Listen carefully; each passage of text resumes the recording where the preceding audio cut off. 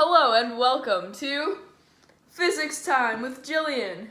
I'm your host, Jillian. On today's episode, we have the beloved Isaac Newton. Tell me, what is your first law of motion? My first law of motion is that any object in motion will stay in its state of motion unless acted upon by an unbalanced force. By state of motion, I mean its velocity, so if it's traveling, at what speed it's traveling, in what direction. I personally wanted to know this. What is the meaning of balanced and unbalanced forces? Well, an object will not change its velocity unless it's acted on by a balanced force. An unbalanced force. An unbalanced force is if two forces of equal magnitude in opposite direction act upon the same object, then the force is balanced. Wow. I know that acceleration is defined by A equals change in V over T, but what causes acceleration? Acceleration is caused by a force which is a push or pull on an object. There's acceleration, as long as the velocity is not zero. What is inertia? I'm glad you asked that. You see, inertia is the resistance of an object to change its state of motion. Mass is what is making the object have more or less inertia.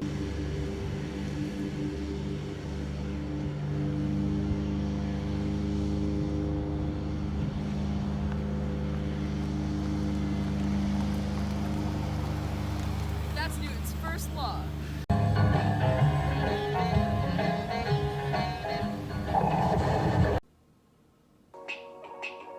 So, I'm making a song about physics.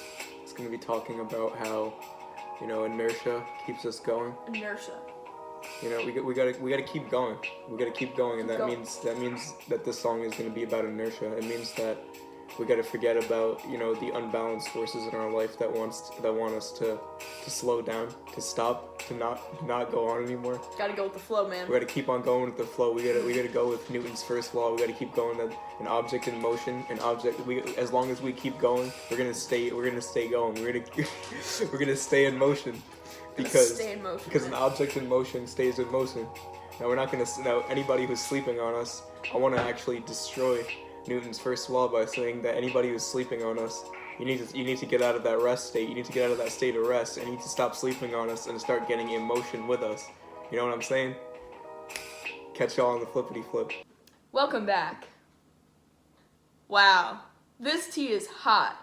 Just like my passion for learning physics. What is your second law of motion? My second law of motion states that when forces are not balanced, the object has acceleration. And now the acceleration is dependent upon two variables: the net force that's acting upon the object and the mass of the object. What is the meaning of net force? It is the total force, the sum of all forces acting upon the objects. My last name is Isaac Newton. Who would have thought? What is the net force of an object in free fall? To find the net force of an object in free fall, you have to consider the acceleration and the mass of the object. So the net force is equal to acceleration times mass. Since we're talking about free fall, what is the acceleration for an object in free fall?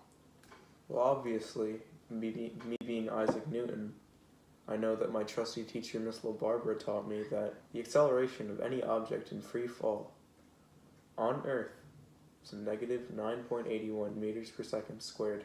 Negative? Down. So 9.81 meters per second squared downwards. Wow, I feel enlightened. What is the difference between mass and gravity? Those are two different things. Mass is how much space an object takes up, and gravity is the force acting upon that object. What are the two types of friction force, and how are they different? Well, the two forces are kinetic and static, and basically if I had a incline and an object on top of the incline, say a box, that would mean that the friction force is static because the object is not moving, but there is friction that is holding the object onto the incline. And kinetic means that... A box isn't going to go down the incline? No, because of friction force. What about gravity? Gravity acts on it, keeping it down. Okay. And as long as it's not a steep incline, you know? And sure. if the object is moving, like if the box is moving, then that friction force is kinetic, because kinetic means moving.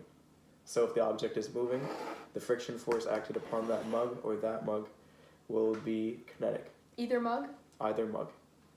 Now that makes a world of difference. Thank you, Isaac Newton. No problem.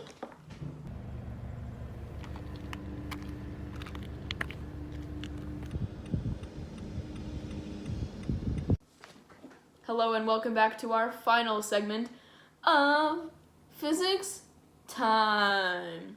I'm still your host, Jillian. This is still our guest, Isaac Newton. There you go. So, I'd like to know, what is Newton's third and final law? For every action, there is an equal and opposite reaction. Why do action and reaction forces not cancel out? These forces are unbalanced. If I push it, the reaction will be that the cup moves in the same direction that I pushed it. Otherwise, if they canceled out, then the cup would not move at all. And now for our final question for this fine guest. Okay, confession. Today I was driving and my conversion van that I drive to work every day, it hit a mosquito. Why did the bug die, but my conversion van is totally fine when they collided?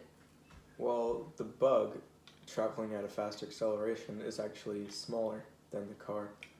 So say that the bug was traveling at maybe 6 newtons, it hits the car is moving at 20 newtons.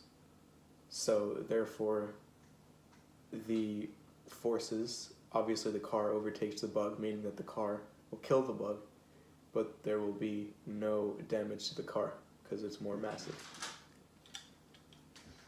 Now that's very interesting.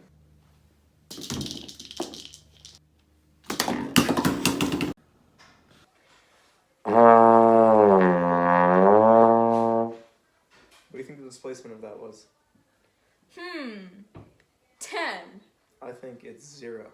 0? Why is that? Well, because you moved it, say 10, you moved it back again. That's 0, because it went back to the same place it was in. So then what's the distance? 20. Oh boy! That's crazy. Thank you, Newton. Thank you for watching Physics Time With Jillian. with Jillian. And Isaac Newton.